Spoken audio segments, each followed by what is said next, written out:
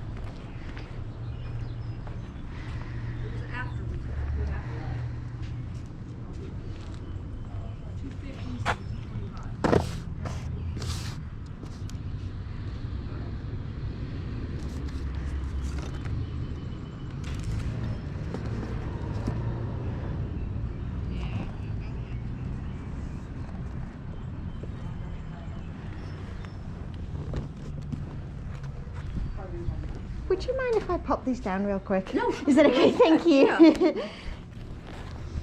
So, Alicia, that's what you did. No, I'm really not. I'm totally.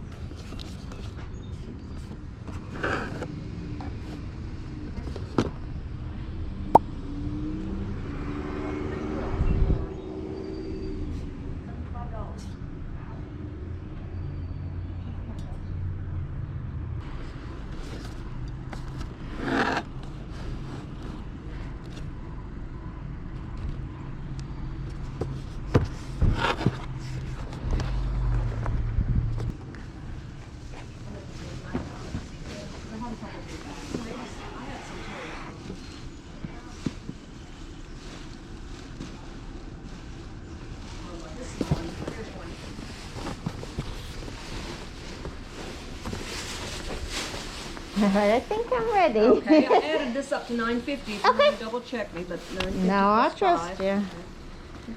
Well, that's $14.50. You're better at that. Alright. Oh, sorry. Thank you. I Thank you. appreciate it.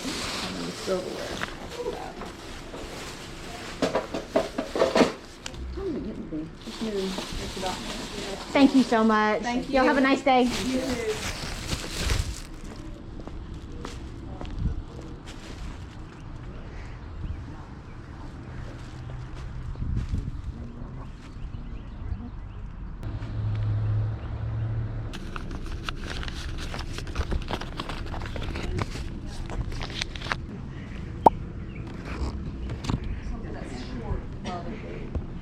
Came back for him. All right. Thank you. We always like to see return people. There you go. I was doing that yesterday, going around all the Oh, other were ones. you? Yeah. Thank you. Have a nice day.